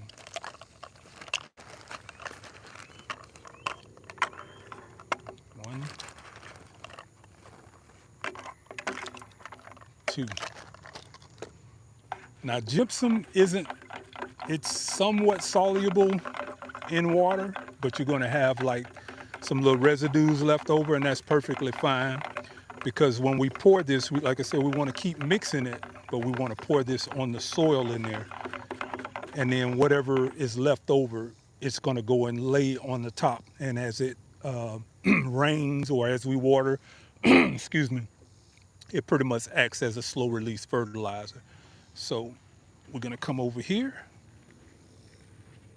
That's right. Y'all pollinate that like button. Hit those reactions. Let's see, turn this over. And this is going to go all this entire 2-gallon container, because we want to saturate the roots. This is not about this. Remember, we're going to be taking all of the tips. We're removing all of the tips from our sweet potatoes, and we want to just water this entire bed. We want that to get down to the roots.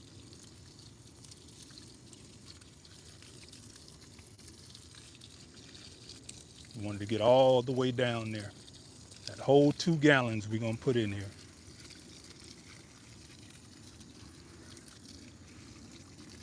And that's going to automatically start shifting those starches to go down and start swelling those roots.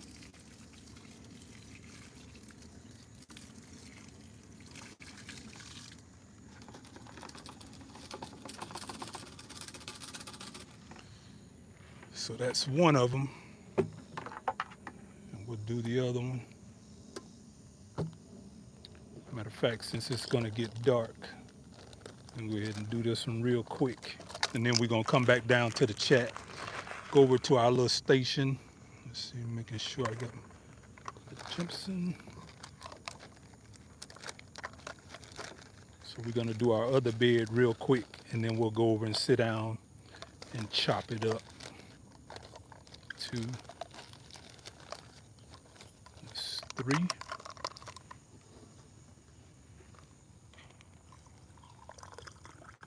Warm water. Now we got another container down here. And this is the reason why I brought this other container, so I can just add that water back into our big container there. So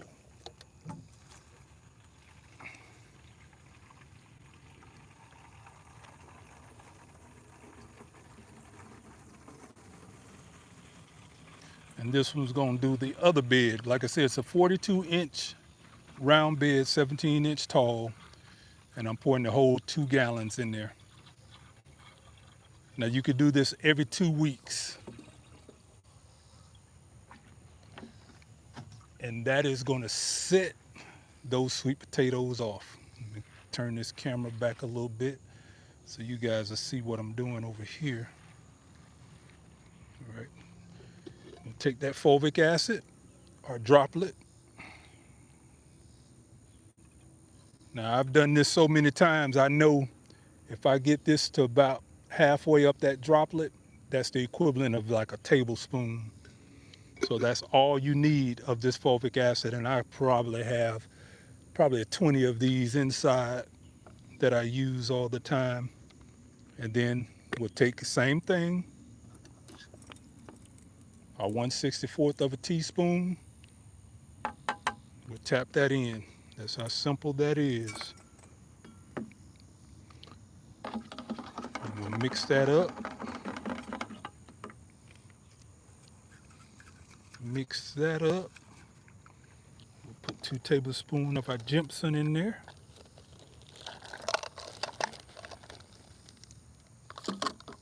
1, 2 tablespoons of our gypsum.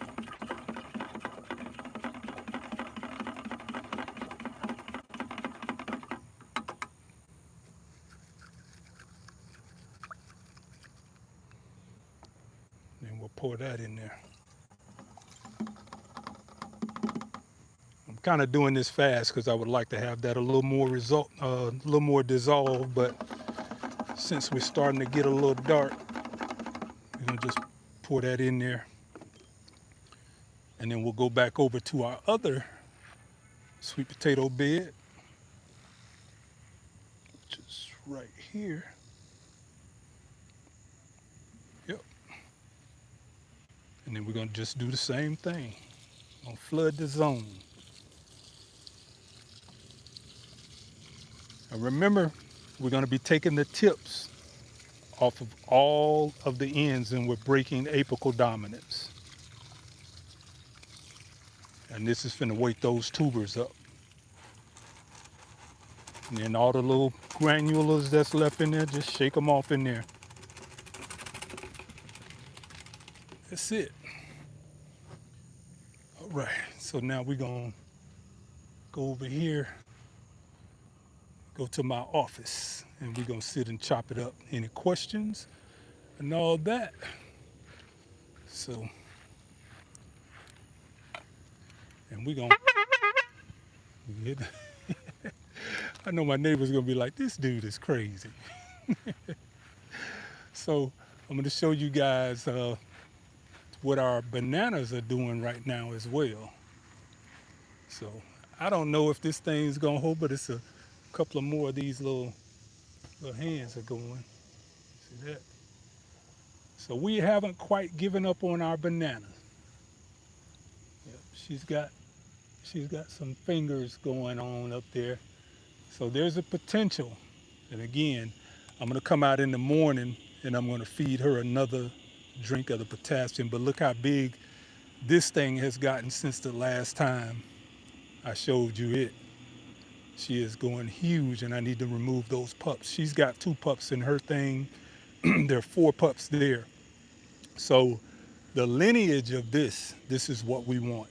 We know that the lineage of this can produce bananas. That's what we know. In this pot, that little pot right there's got four pups and the mother plant, and she's producing a rack. So let's go over here. So sit over here and chop it up, and then we can really get into it. Turn them lights on. That's one of our lights. Turn the camera.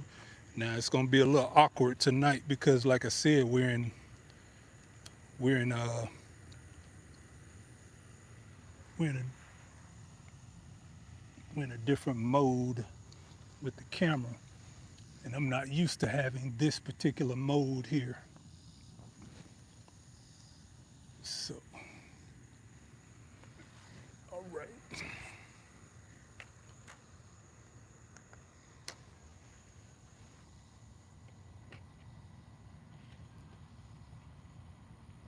all right. So y'all let me know if the lighting is right. Okay, I think that might be too much light. I don't know. Y'all let me know if the lighting is right there. I think let's see here. The analytic gardener says this mode is nice and bright. Okay, so she likes it. Looks good from here. Golf nut one says it looks good. Let's see here. Miss Yanni, yay. Sweet September 28th says it looks good. Okay, so we'll just roll with it. Like I said, I haven't done the live in the vertical this season, and I had been getting comfortable with doing the horizontals because you can see more around me when I'm doing the horizontal. And what I'm going to do now is I'm plugging up, so I should have more power going as we go. So Food by Face says it looks good. Will you please share the recipe for the boosting growth again? You're gonna have to go back. You're gonna have to go back and watch this live. Uh, uh, Again, it's we're you have to ask me a specific question because I don't know where to start or where to end at. You know what I mean? Just if you got a specific question you want to ask me, I mean that's I'm more than willing to answer. Empress Herbal growing out the box. Cynthia 699 is asking for the recipe. Do you want it typed out here? You can type it out if you want.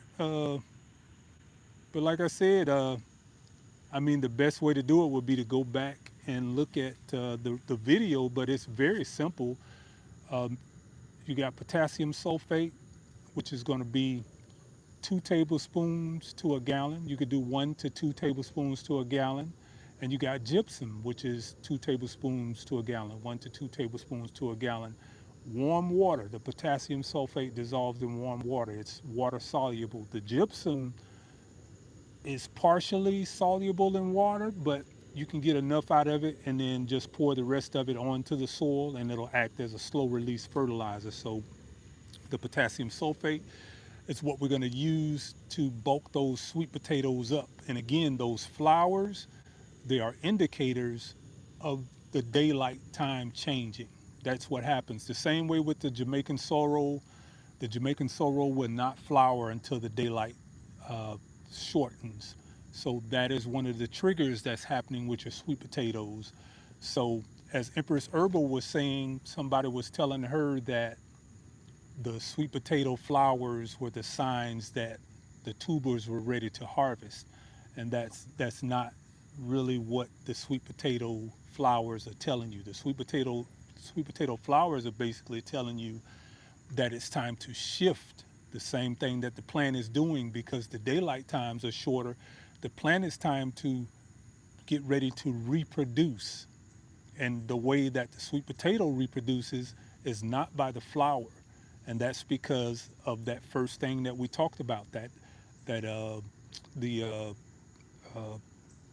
agrobacterium agrobacterium, that is the thing that, I guess you might say, the first naturally genetically modified organism that took over the sweet potato, and it actually took on the character of this particular bacterium. So over the course of time, we have selectively bred the sweet potato to breed from the roots. So the plant does not rely on the flower for survival. It relies on the roots. So when it senses the daylight times getting shorter, it knows it's time to go into reproductive mode. So what we're doing right now is basically we're stimulating it, we're pushing it to do what it's already programmed to do, what it's already genetically programmed to do. And that is to reverse those starches from going to the leaves. And that's the reason why we're taking the tips off of those leaves. We're breaking the apical dominance, which is those starches being pushed up. We're taking that away, and we're forcing those starches to go down now to where those roots are going to start taking up those starches. And that is what's going to build that bulk on those sweet potatoes. So let's see if we get down here. A Canadian density says a deep walk behind you on your last location. How do you keep them out? Oh, a deer walk. Yeah, because I got an electric fence. they they are very well trained, and don't ask me. Yeah, the deer are very well trained. I don't know if it's the electric current. It's a pulse. It has a 3 second pulse that gives off 7,000 volts of my solar powered fence, and they respect it. Yes, they do. I've had this solar powered fence up now for 2.5 years, and the deer have only come into this garden one time since, and it was a small deer, probably an adolescent, not knowing any better, and it was the day that I left the fence off. So yes, they very much respect this space out here, and this time of the day, you'll see a whole herd of them go by. It'll be 10 or 15 of them walking by just aimlessly, and the matter of fact, it's sitting right here. You see him right back there on the back side of the gate on the other side, but they just don't come in this direction. They'll be over there on my neighbor's side, and you'll see his lights go off, but they'll stand probably 10 to 15 feet in a trail away from my gate. They won't come close to that gate. So, mutation. Miss Yanni says mutation. Uh, I don't know if you want to call it a mutation. It's actually a genetically modification. This is one of the first. If you look it up, if you just Google what is one of the first known naturally genetically modified organisms on Earth, and it's going to point to the sweet potato. The sweet potato, over hundreds of thousands of years ago, it was genetically modified by what they call an agrobacterium. And the agrobacterium, the sweet potato roots were really thin and spindly, like pencil size. When this bacteria infected the roots, it took on the genetics of that bacteria, which is different than selective breeding. Selective breeding, over time, we've constantly did it over and over. We did the same thing to it over and over, which caused it to form those same characteristics. But the actual swelling of the tuber comes from the agrobacterium, which infected the root of the sweet potato, and the sweet potato took on the genetics of that bacteria. That's the first sign scientifically of genetically modified organisms in nature, the way that it happens in nature. And of course, as scientists, they've tried to duplicate that or mimic it. Um, Good evening from the UK, sir. Terry T. Thank you for coming in. Empress Herbal says food by faith. Absolutely. Let me get down here and see. Um, Ivy Sweet Potato did great in Zone 9B here. So Cali, South California, in 3 degrees heat. 3 degrees heat. And I forgot about them in a minimum watering. The days produce pretty well. Um, like the Ninja Turtle, yes. Okay, I don't know what y'all are talking about in here. let, me, let me get down to the bottom of the chat. So we got 122 in here. Y'all, you know what I mean? Light those reactions up. That's those things down there. Let me see if we can. Yeah, there we go. Y'all light those reactions up. So let's see here. Any questions on where we're at right now? So, any questions? See if we can keep a track. So we've talked about the sweet potato, how the sweet potato got its bulking. That's from the agrobacterium. And would you know it, my battery is running low. I don't know, man. This thing does not want me to be great. Empress Herbal says perfect demonstration growing out the box. Thank you, Miss Empress Herbal. A Hinton F9 says, yeah, about 7 years ago, they overbred red delicious apples. Let me see if I can move this out the way so I can read that. She said they overbred red delicious apple to the point that they were pretty and tasteless. Farmers had to trash their crops a couple of years to restore the natural balance. Yeah, yeah. That's uh that's what we would call selective breeding. Selective breeding is a little different, but I get your point. Yeah, I definitely get your point. Um, Mary McGillis says, question. Sorry, I just joined the live as I didn't realize it was on.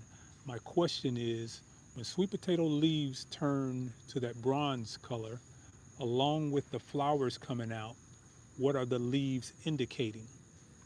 The bronze color again, all of these are the signs that fall is approaching. Just the same way that the trees starts to turn colors, all of those are the signs that the season is changing. So the sweet potato is, like I said, the perfect example would be that of the Jamaican sorrel. The Jamaican sorrel will not form flowers until the season starts to change. That means the days have to start becoming shorter.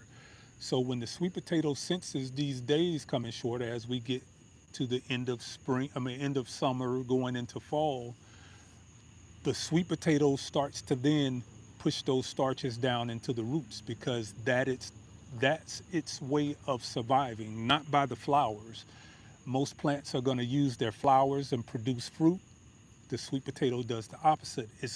It's not using those flowers to reproduce. It's using the tubers, so it has to bulk up for the winter in order to make it through so it can resprout in the spring. So that's part of what that is. The darkening of the leaves, that's just part of the DNA of the sweet potato leaves starting to change based upon the climate, and that is the fall weather. Those flowers are telling you that it's time to start focusing on the roots and it's time to start preparing for winter. That is really what it's doing. So, what we do in order to enhance that, we go in and take the tips off of the sweet potato leaves. The top 4 to 6 inches, we're going to take those off and we're going to make an FPJ with those sweet potato leaves. Now, what we didn't talk about is what are we going to use those FPJ leaves for?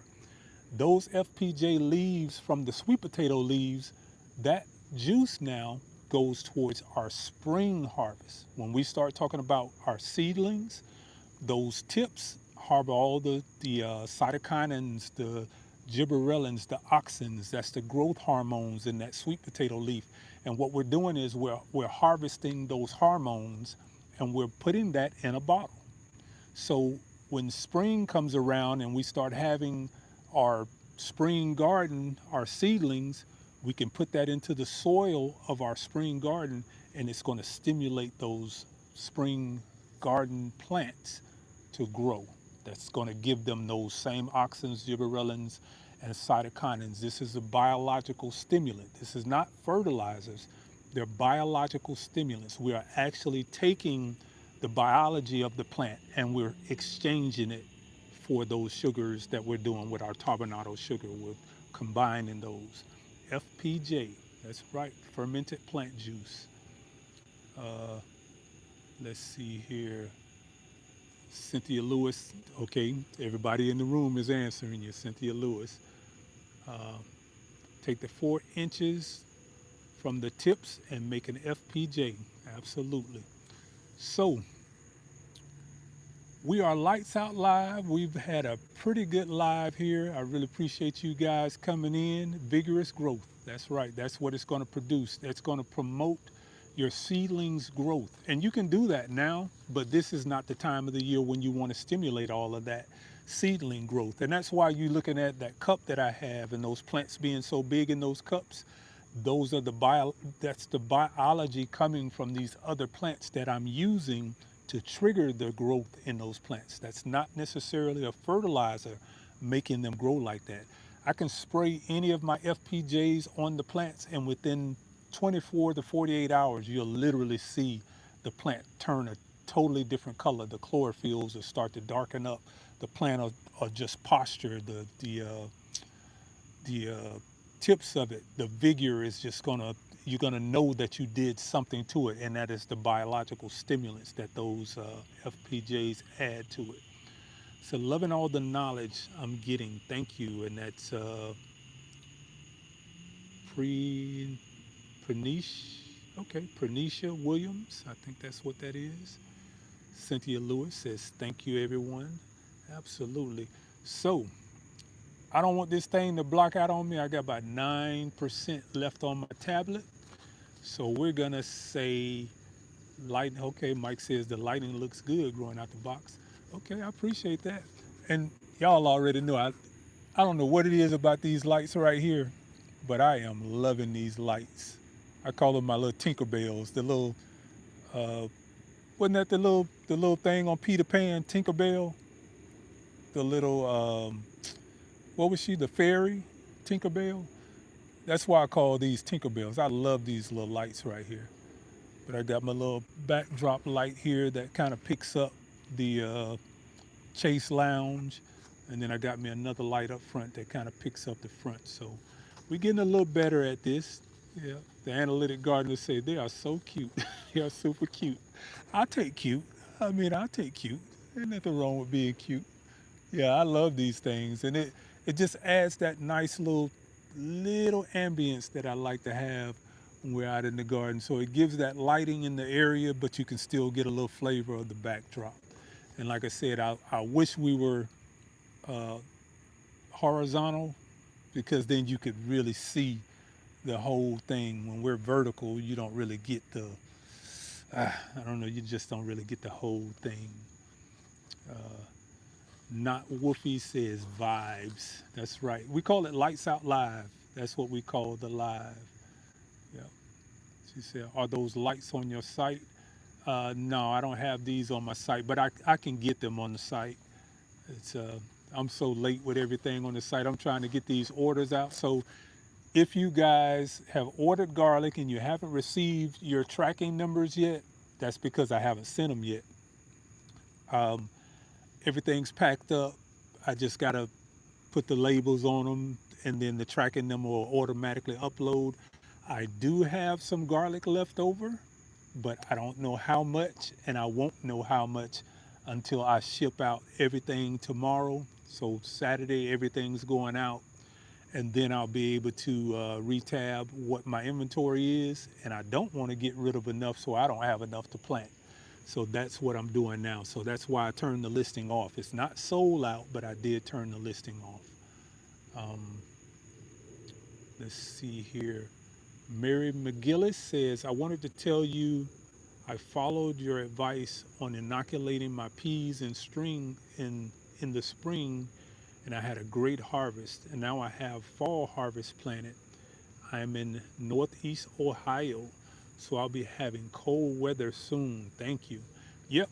And you're going to have different inoculants for your beans. For your winter beans, you're going to have, uh, like with my alfalfa, that's melalotti. So if you're growing alfalfa, the bacteria for the nitrogen fixing is going to be melalotti. For your peanuts, that's going to be uh, what is the peanut bacteria? Man, y'all making me have a brain fart right now. It's gonna come to me in a minute. It's all good. I've tried to order the citrus plant, but it won't ship to Cali. Yes, pre Printisha Williams. I think that's I'm saying that right. Printisha Williams. We cannot ship to Cali. We cannot ship to Florida, and I think it's another state that. Oh, in Louisiana. Any type of state that grows citrus, we can't ship citrus into. So those are some things that to keep in mind. If you look at the top of the website, you'll see a notice on the top where it says all the different states that we cannot ship to. So that's one of the places that we can't ship to. What's going on, David Core with the crops? GT Grows at Alaska says, what's up? David Core with the crops. I planted my garlic with my saffron bulbs. I am so excited. That's Food by Face was speaking to David Corey. It's beautiful, blessed Shay.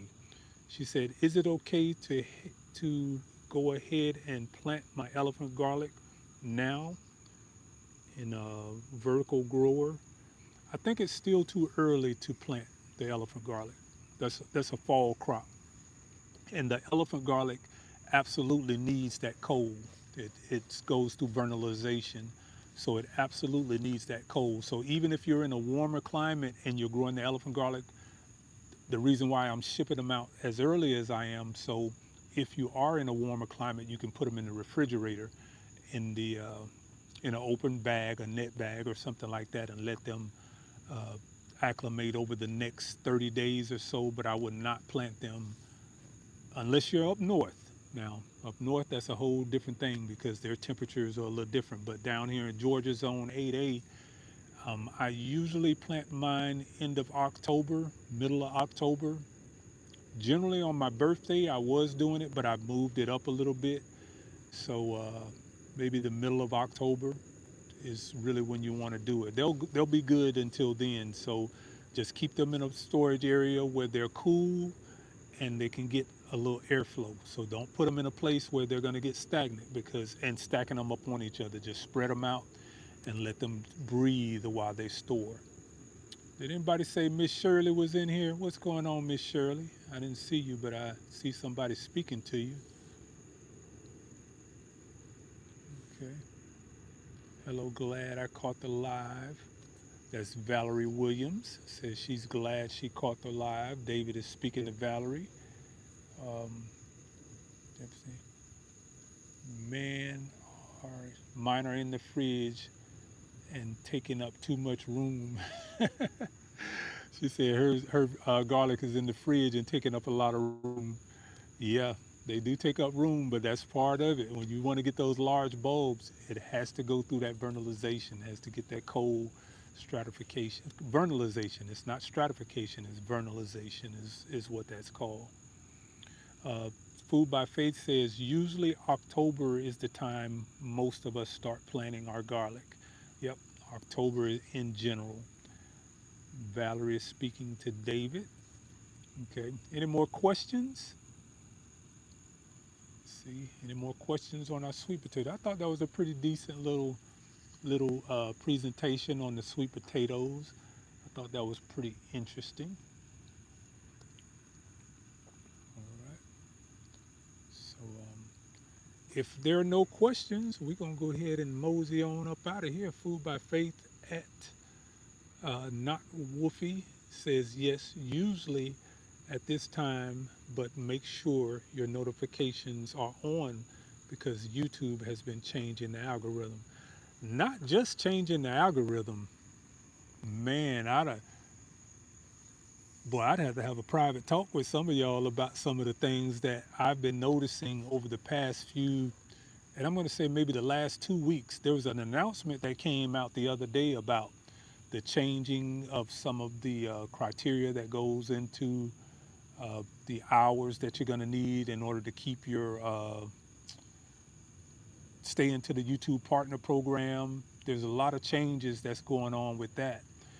And even though they're saying that's not going to take effect to January, I think I'm seeing some changes already in the way that my videos are being distributed. And not only that, I'm into the uh, I'm into the YouTube partner program where I actually have a YouTube manager. Okay, my YouTube manager, this is a whole official YouTube manager now. I have my own website, so I like not doing affiliate marketing. That's one of the things I really don't care for, affiliate marketing. But my YouTube manager, and this is official, my YouTube manager sent me a message today, and in that message there were several of my videos and a recommendation. Not a not a forced thing, but a recommendation for shopping links to be added to these videos. And I took that as to say that in order to be in the YouTube Partner Program, if you're going to continue to be climbing in this YouTube tier, that you're going to have to participate. In other words, for these things that you are having in your channel, like even the muriate of potash, the potassium sulfate, the gypsum. If you look at this live, you're going to see that I already have those items tagged into the channel so that those items are able to be purchased directly from the live. This is something that YouTube is doing with their partner program. They're encouraging you to be a participant into the affiliate, the marketing. I don't even call it affiliate marketing, but the shopping, the YouTube shopping. So when my YouTube partner manager kind of sent me that email and had those videos already pre-selected and suggested that I probably put these shopping items attached to those videos, I kind of took that to say, okay, they're asking me to participate. If I'm going to continue to get the benefits of growing my channel and the exposure that I'm getting, that I need to participate. So, like a good old fella, I went ahead and attached some things, and I'm gonna play the game. I appreciate all the support that I've gotten from YouTube Partner Program, and some politics involved. Absolutely, everybody's in this to make money, and that's a big part of why the algorithm is changing up. Why they're changing the partnership program from a lot of the YouTubers that they've allowed to get into the program who just come on live to take up bandwidth, and they're not really bringing revenue into the system. So by tagging these items into my live stream that I'm using out here in the garden and allowing you guys to go to there and purchase those items, that's part of the program. That's part of the YouTube Partners program. So I need my channel to continue to grow. I am on YouTube for the long haul. And if these are some adjustments that I have to make to accommodate the system to participate, I'm going to give the thumbs up. I am with the game. So let the games begin. Yep. So TS300 says, will you be posting the video afterwards? I completely missed it. The live will go back up, and it'll repost itself probably in about 30 to 40 minutes after the live goes off. And what I'll usually do is, if there's some highlights in the video that I think we could benefit from, I'll go in and I'll take a clip out of that, and then I'll make that into a separate video and I'll repost it.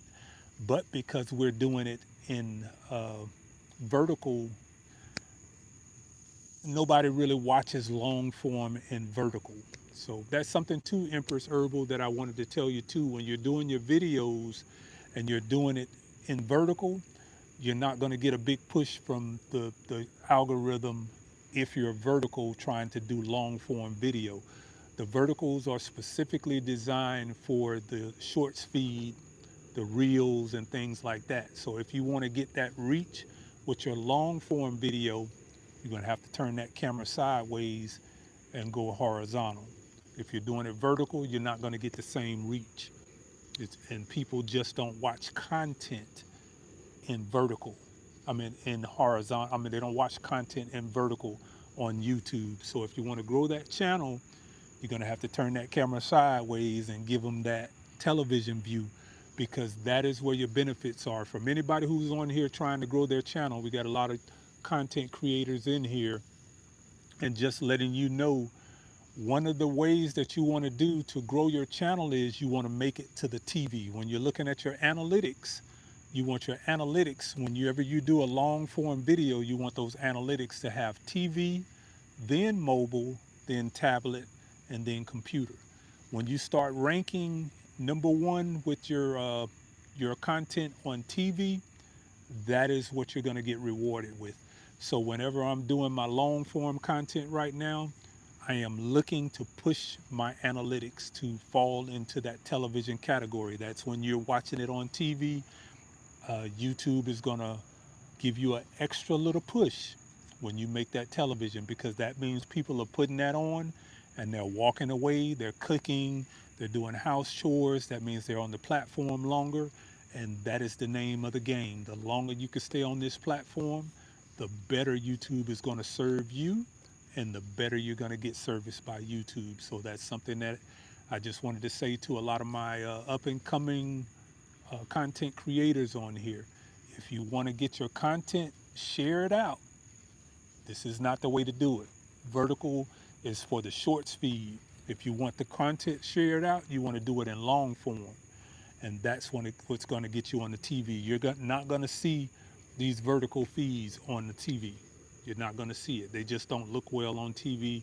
It takes up too much space and not enough is going on. So you want to make sure that you have your screen set for horizontal. My lives are usually horizontal, so this may be a scrap live. So I may go back and re-record the actual video and do a long form video of doing this particular sweet potato uh, feeding.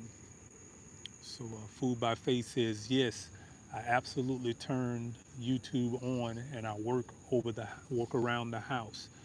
That's why something I that's why sometimes I don't comment. Yeah. And a lot of people don't understand that. It's like YouTube is not Instagram and it's not Facebook. They are totally different markets. If you want to go to TikTok, you're going to be selling TikTok items. That's why I don't go to TikTok, because TikTok just wants you to sell out of the TikTok shop. I got my own shop. I don't have no energy to be selling TikTok shop.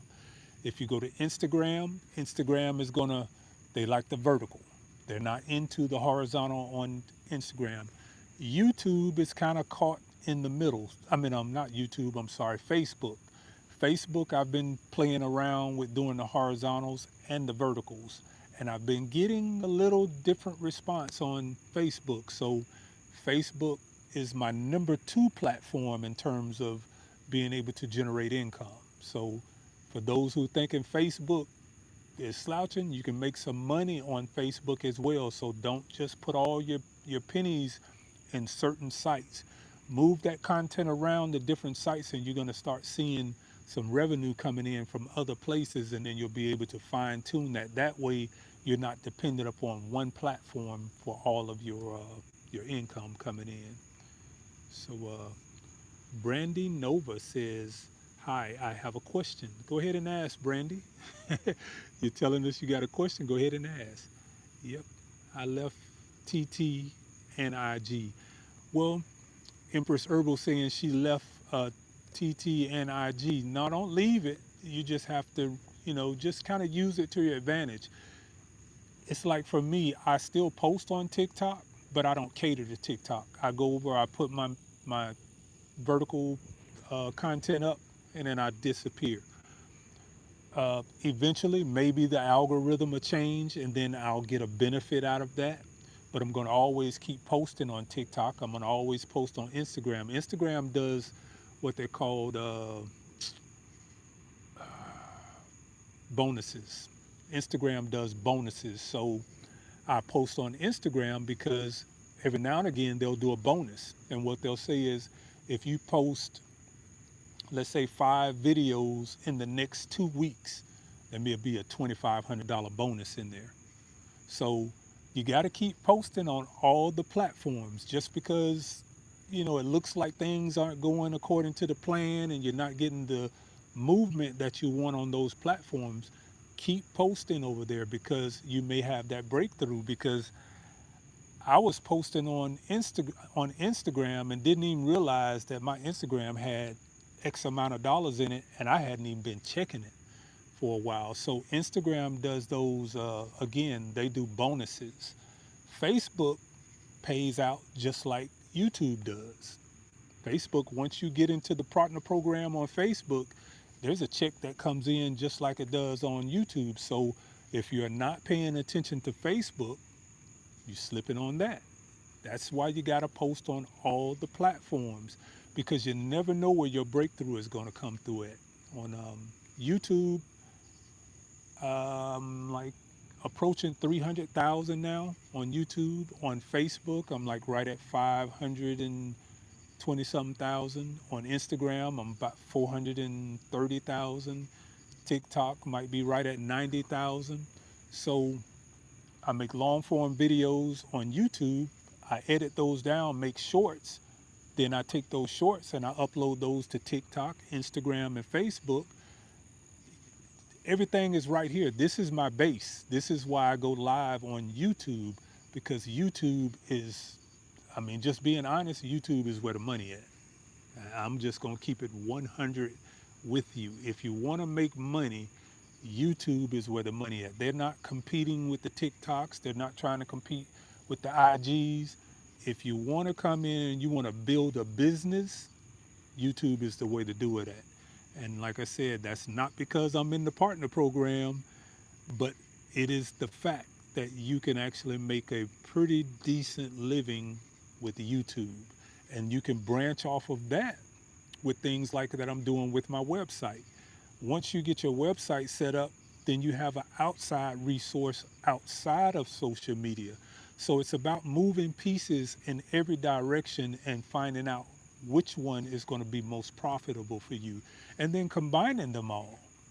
So think about it. If you're making money on TikTok, if you're making money on IG with the bonuses, if you're making money on Facebook with the content, and then you're making money on YouTube with the content, and now YouTube with the shopping, it's so simple now. All you got to do is go in and put the tag of the items that you're using in your video, and you don't have to do that because used to be we would say, "Can you put the link up?" and then you'll send them to Amazon.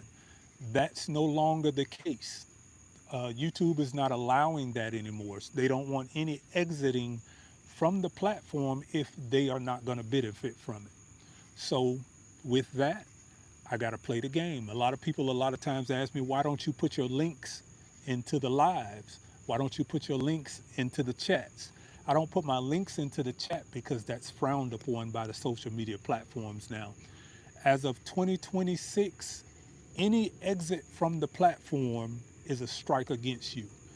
If you put my website, like what Food by Faith just did up in there, if anybody clicks on my website and leaves the platform from being in my live, that's a strike against me.